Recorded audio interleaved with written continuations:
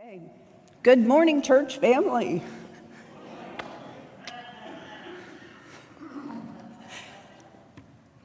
I see you, Jordan. You're going to have to listen to me for a little while. So what I want to talk about today is God is calling. And you know, one of those songs that we just sang said God is talking to us, right? So he's calling. I wanted to look it up. Called, calling, called. Some version of that word, according to Strong's Concordance, is found 225 times in just the New Testament. And if I've learned anything, it's that if a word is repeated over and over, its level of importance rises. So God is calling, but are we listening? Can we hear him? So I took a moment and said, okay, what am I tuned into? What do I hear? And the first thing that came to my mind was this little box. I can flip that button on the side and put it on silent. I can leave it across the room. But I hear that hum. I hear that vibration.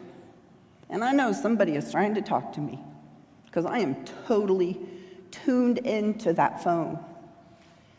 I am so tuned into that sound that if I'm talking to somebody and their phone is on silent, I hear their phone. That little hum, that little quiet vibration.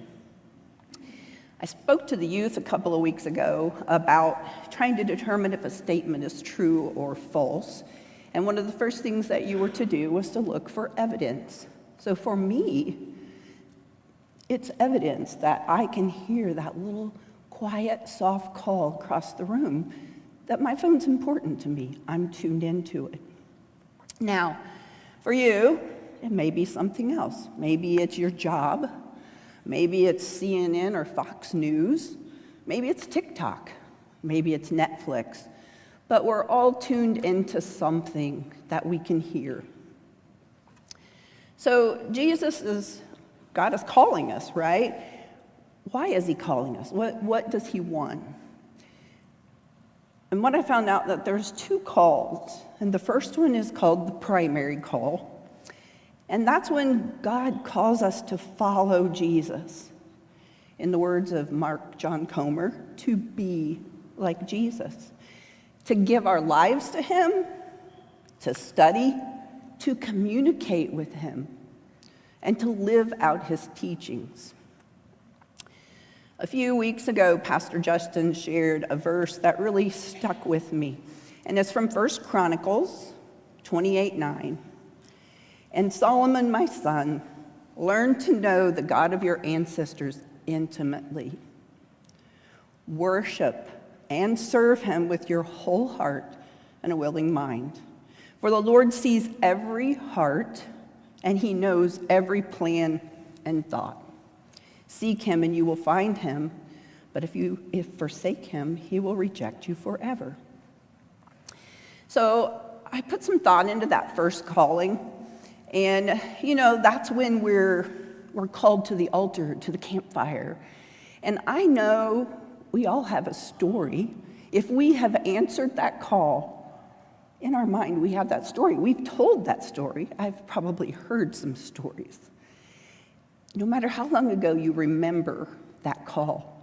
And I just want to take a moment this morning, maybe close your eyes, and if you've had that call, if you've went to that altar, that campfire, and gave your heart to Jesus, just think for a minute. Think back to that story. What did it feel like?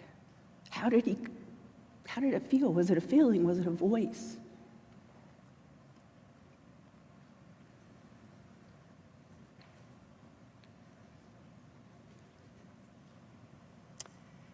After our first calling, as we're learning about him and learning to do things the way he would do them, then we can receive a second calling, and a third, and a fourth, and a fifth. So all of those callings spring from that first one. The second calling is more personal. It's specific to each individual, and it's God's invitation. It's really your purpose in both spiritual and secular life. It's nudges that God puts in your heart. I know for me, sometimes I'm reading a devotional and I hear someone's name, or it's called to my mind, and it's like, ooh, I think I'm supposed to send this message to someone. So he puts nudges in your hearts. He gives you burdens for projects or people. He gives you ideas that excite your soul, and you can see it furthering the kingdom. Those are what spring from that first calling, is that he's calling us into himself to further his kingdom. So what does serving look like? I want to look at some biblical examples of service and worship. And our first one is service through practical kindness. And this story is about a woman named Tabitha, Dorcas in the Greek. We don't know a lot about her, but what little blurb that we do know comes from Acts 9:36-40. Starting in verse 36, in Joppa, there was a disciple named Tabitha. And for me, when I read the word disciple, that means she was called. She answered God's call. She is a disciple. She was always doing good and helping the poor. I'm going to paraphrase the next part, but basically, Tabitha became sick and died. But those who were near her knew that Peter was nearby, and they sent 2 people to come to bring Peter back. And they were like, please, come at once. And so Peter went with them, and when he arrived, he was taken upstairs to the room. All the widows stood around him crying, showing him the robes and the other clothing that Dorcas had made them while she was still with them. So she was always doing kind things for others and helping the poor. Her service was quiet. It was practical. God had gifted her with the ability to sew robes. And she was deeply loved by those around her. And she was using her gifts to serve others. So that's one of the ways that we can serve. That's one of the ways that God's going to call us. Personal. What's your gifts? He's going to call you in that area. Our second example is service through giving. And this is the poor widow. And again, we don't know a lot about the poor widow other than she was a poor widow. Story comes to us from Luke 21, 1-3.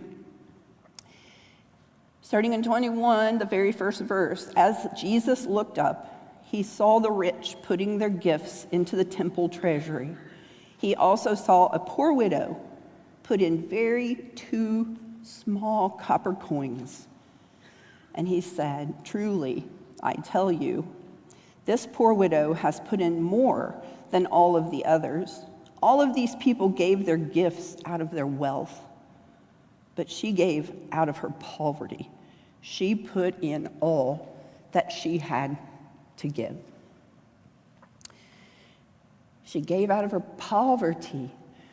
We don't see her calling in this, but obviously she's called. She has a faith. She has received him, and she trusts him to put her last 2 mites in that box to further his kingdom because she knew he would take care of her.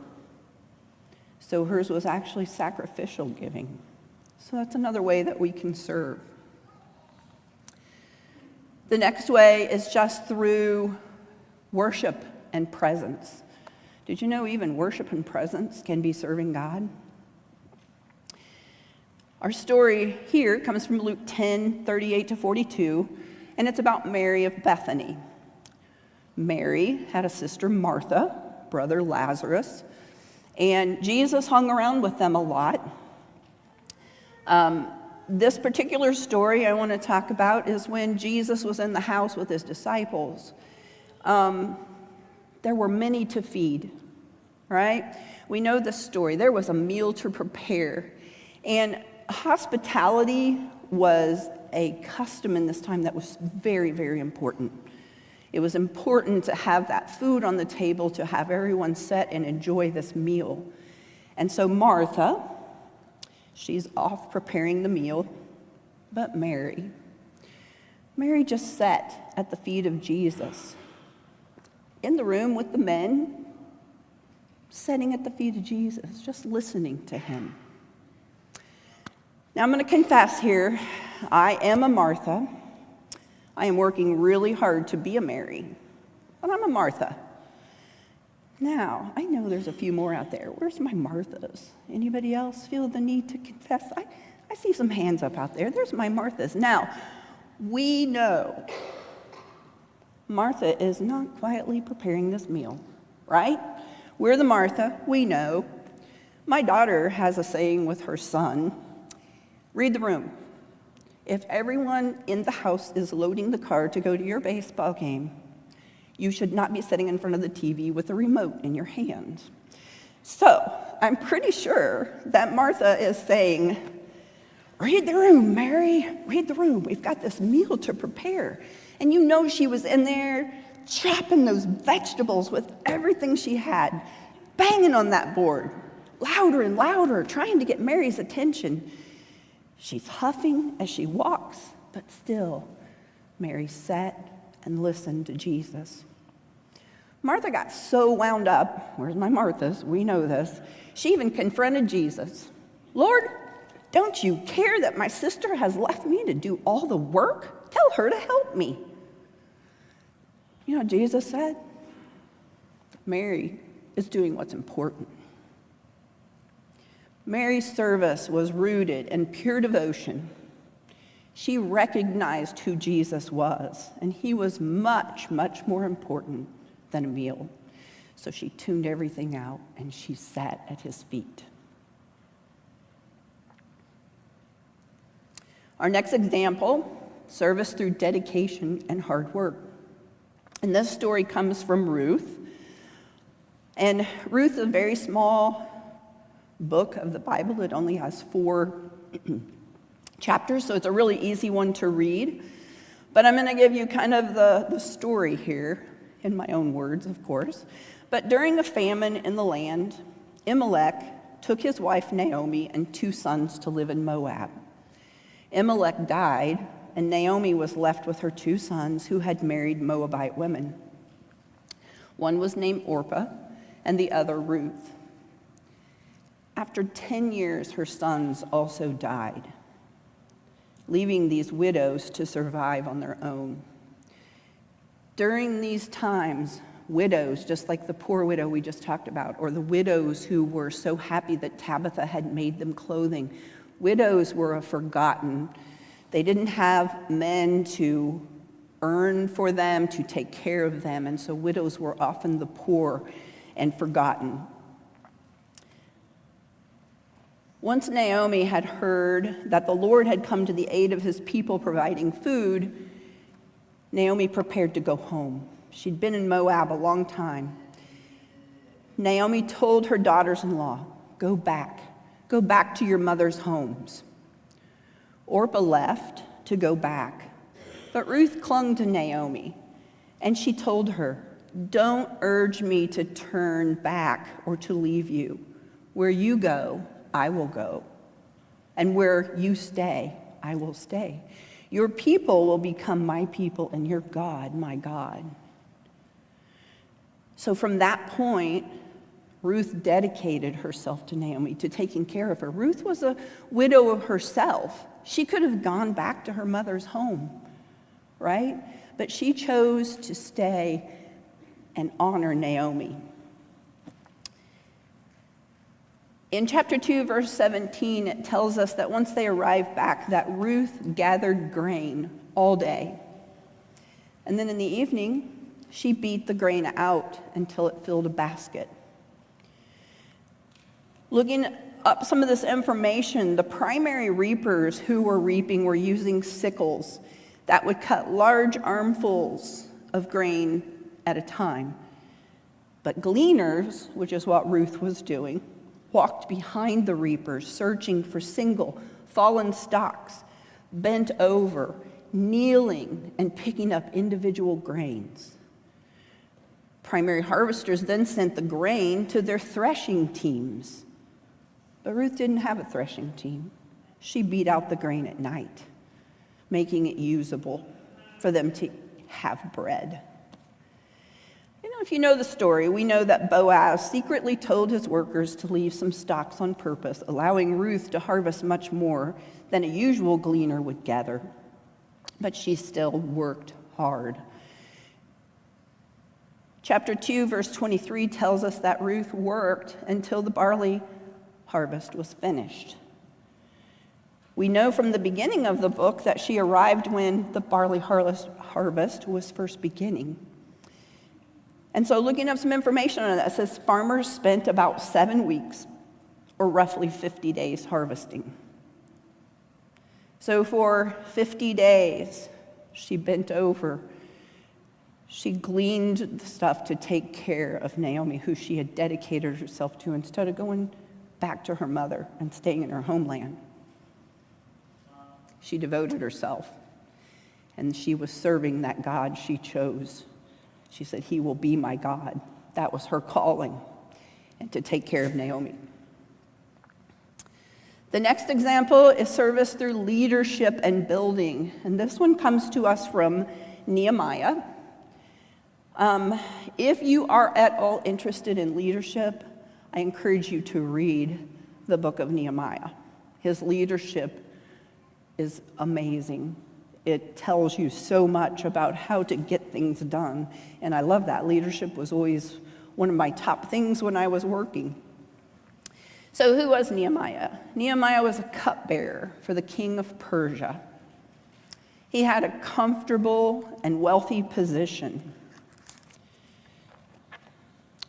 And I'm going to turn to Nehemiah and read 1:1-4. So, in the month of Kislev, in the 20th year, while I was in the citadel of Susa, Hananiah, one of my brothers, came from Judah with some other men. And I questioned them about the Jewish remnant that had survived the exile, and also about Jerusalem. They said to me, "Those who survived the exile are back in the province and are in great trouble and disgrace. The wall of Jerusalem is broken down, and its gates have been burned with fire." When I heard these things, I sat down and wept. For some days I mourned and fasted, and I prayed before the God of heaven. So Nehemiah, we see his calling. God broke his heart for the remnants who were surviving. In these days, not having city walls was very dangerous, not having gates, because it let anyone into the city. Thieves, murderers, anyone could come in because they had no gates to close. So his heart was broken. So Nehemiah asked the king if he could go back to his homeland and work on this project. He even asked the king for some special favors. When Nehemiah arrived back there, he immediately became faced with 3 men who scoffed at his plan to rebuild the walls, but he pushed forward. He used that position, he used his administrative skills and his leadership to organize a massive rebuilding project. The walls, which had been just laid in destruction for 141 years, were rebuilt in 52 days. That was all through his leadership. He battled people trying to stop him, but he did it anyway. He pushed through and got it done. And that was his calling. So, if we take a really quick review, what are the 5 examples? Service through practical kindness, service through giving, sacrificial giving maybe, service through worship and presence, service through devotion and hard work, and service through leadership and building. And these aren't all of the ways that God calls us, but these are the ones that spoke to me to bring to you today. So, those are callings. But we all know we have obstacles to our calling, right? And I want to talk about those for a few minutes. Our first obstacle is our inability to launch. Maybe you've been asked to serve somewhere, and your response is, I don't know enough. Oh, but we need someone to teach these children. I just don't know enough. But you know what? That's how you'll learn. Because if you take that option to serve, you're going to read the Bible and come up with a lesson on your checklist of things to get done during the week. So it's going to bring it into your attention. Another way that, we fail to launch is where we say, maybe when I have more time, more money, more connections. But you know what? God does not need our more. He has everything that's needed. We just need to launch. I do online fitness classes, and I've often heard instructors say, this is through Zoom, and I've heard instructors say, you did the hardest part, you press join, right? You gotta join to launch. You gotta take that first small step. The next obstacle that might come upon us is the fear of rejection. Sometimes we don't ask for permission. We don't ask for funds. We don't ask for help. I had a short conversation this morning about Ari, and she's out there, and I really want to serve, but I don't know, should I do this? It's fear of rejection, right? And she was encouraged, do it. And she did. Nehemiah 2 tells us that when asking the king to go to his homeland, he was terrified. The king could say no, or the king could have him beheaded, right? So I'm pretty sure, even if someone says no, no one here is going to behead you if the answer is no, right? So do it afraid. Do it afraid. If God's calling you, just do it afraid. The third way that I think that we fail to launch, and it's an obstacle, and that's of comparison.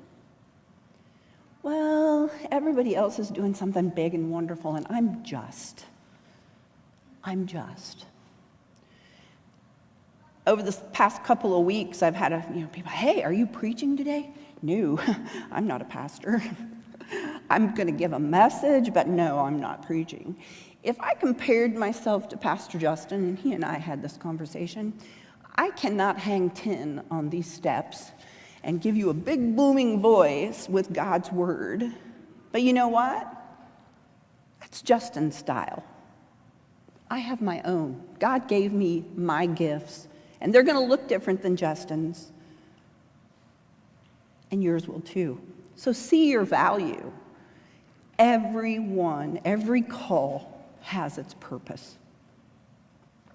There's a couple of Bible verses that I want to share with you that I think fit in really well with this as you feel like you're being called. And the first one is a promise of confidence. It comes to us from Romans 8:28.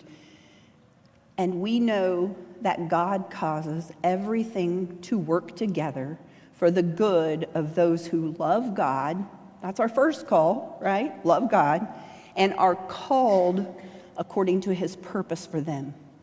There's our second call. He's going to cause everything to work together. He doesn't want our more. He doesn't want our excuses. He wants us to take that step and to do it. The second one is from Philippians 4:19, and it's the promise of provision. And this same God who takes care of me will supply all of your needs from his glorious riches, which have been given to us in Jesus Christ. Those are words of Paul. Paul says the same God who takes care of me. And we all know Paul was in a shipwreck. So many things. The same God who takes care of me will supply all your needs. He doesn't need your more. He just needs you.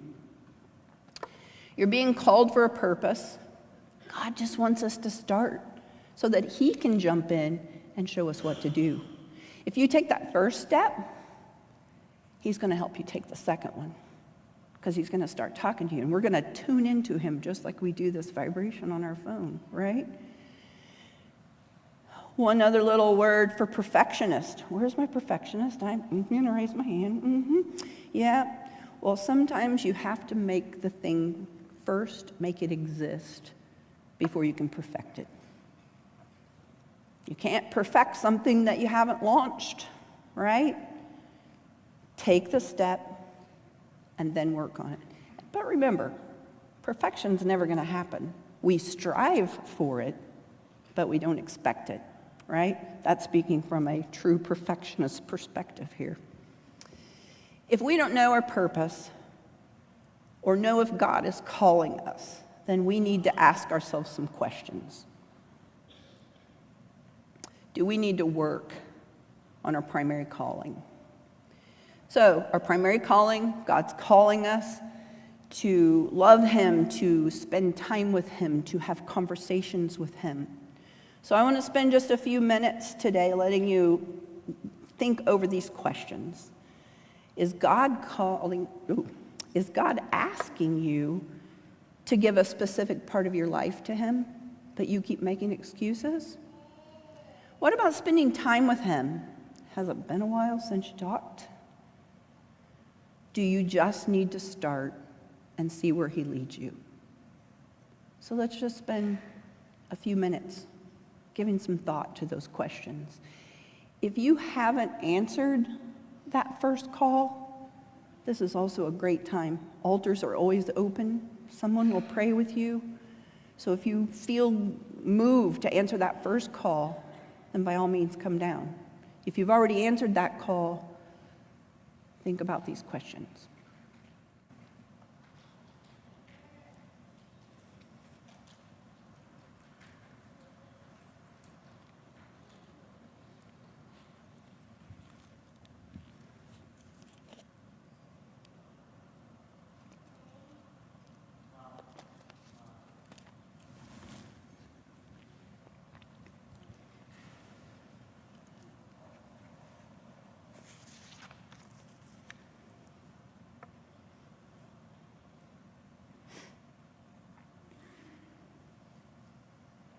Okay.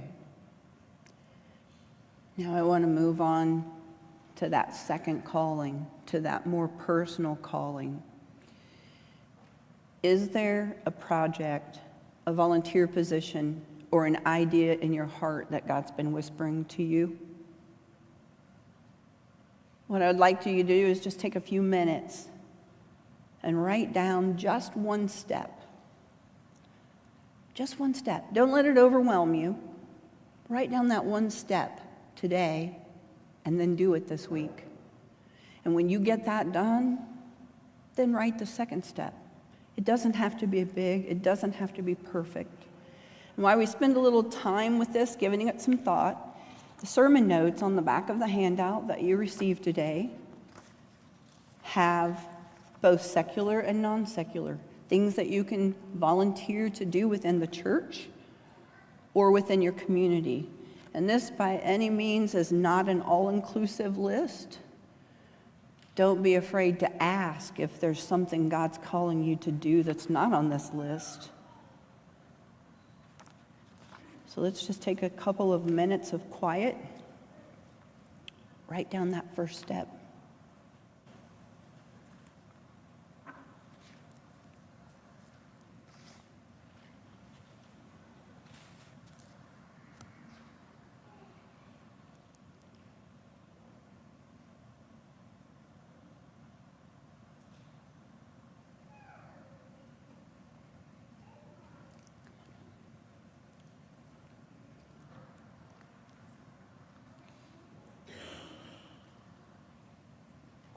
Okay, let's close in prayer. Lord, we want to serve you well. Soften our hearts and help us to tune in to what you have planned for us. Help us to identify our purpose and to live it out boldly. Remind us that you already have everything we need. We just need to start. In Jesus' name, amen.